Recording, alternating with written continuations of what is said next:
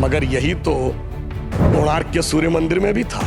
अगर आप देखें तो आंध्र प्रदेश में वेद नारायण मंदिर है, उसमें ही भगवान के चरणों के ऊपर पड़ता। कोल्हापुर में महालक्ष्मी का मंदिर है महाराष्ट्र में, उसमें 3 दिन के लिए एक महीने अक्सर आते हैं तो देवी के मस्तक से लेकर चरणों तक चले जाते हैं। पूछिए साहब, अगर विज्ञान नहीं था तो उस जमाने में इतना सटीक कैलकुलेशन कैसे हुआ? मुझे लगता है दुनिया में कोई धर्म संस्कृति ऐसी नहीं होगी जो इस प्रकार का करने की क्षमता रखती हो। श्री राम जन्मभूमि का जो मंदिर बना है ना, उसमें एक बड़ा साइंटिफिक एंगल आया है। वो क्या है कि रामनवमी के दिन उनके मस्तक के ऊपर सूर्य तिलक होगा। अब इसके लिए सबसे पहले किस चीज की जरूरत है? जो प्लैनेटरी पोजीशन थी कि अर्थ का जो एंगल होगा सूर्य के साथ उस पर्टिकुलर दिन कैसे होगा, तो इसमें 3 इंस्टीट्यूट ने काम किया है। इंस्टीट्यूट ऑफ एस्ट्रोफिजिक्स बेंगलोर ने, जिसने उस पूरे एस्ट्रोनॉमिकल कैलकुलेशन को सटीक ढंग से किया है।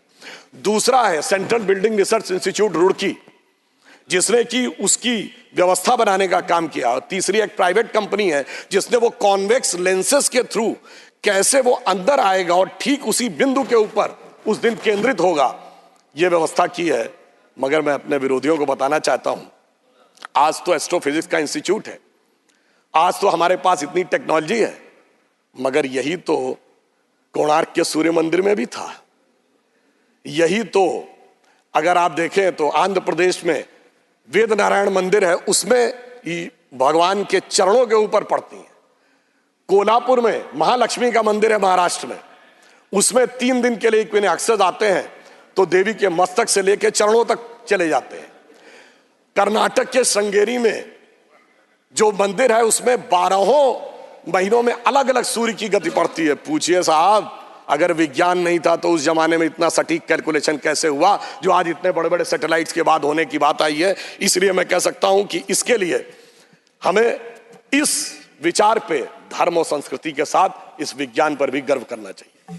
वैसे मैं एक और बात कहना चाहता हूं, इसमें विज्ञान का एक और गहरा, आप सबको ध्यान हो कि उसमें 84 सेकंड का मुहूर्त था, और वो शुरू कहां से होता है? अगर आपने कभी भी उसको सुना हो, लोगों को तो क्या कहते हैं, ब्रह्मा आयु द्वितीय परार्धे। द्वितीय परार्ध ब्रह्मा की आयु मतलब 155 ट्रिलियन ईयर्स। वैसे बिग बैंग थ्योरी कहती है कि 14 बिलियन ईयर पहले दुनिया बनी। तो मैं बता देना चाहता हूं कि जेम्स वेब टेलीस्कोप ने जो नई फाइंडिंग की है उसमें बहुत सी गैलेक्सीज ऐसी आई हैं जो 14 बिलियन से आगे की आ रही हैं। तो now that theory has become debatable. फिर वहां से आते हैं श्वेत वाराह कल्पयानी 1.97 बिलियन ईयर्स, फिर आते हैं वैवस्वत मनवंतरे, फिर आते हैं कलयुग यानी 5125 ईयर्स, फिर आते हैं विक्रम संवत में 2081 साल, फिर आते हैं वर्ष में, वर्ष के भाग में, उत्तरायण सूर्य में, फिर आते हैं महीने में, और उसके बाद वार नक्षत्र होते हुए 84 सेकंड तक। मैं कहना चाहता हूं ये भारत की सनातन यात्रा है जो 155 ट्रिलियन ईयर से लेकर सटीक कैलकुलेशन 84 सेकंड तक का करती है। मुझे लगता है दुनिया में कोई धर्म संस्कृति ऐसी नहीं होगी जो इस प्रकार का करने की क्षमता रखती हो, वो सिर्फ हमारे यहाँ।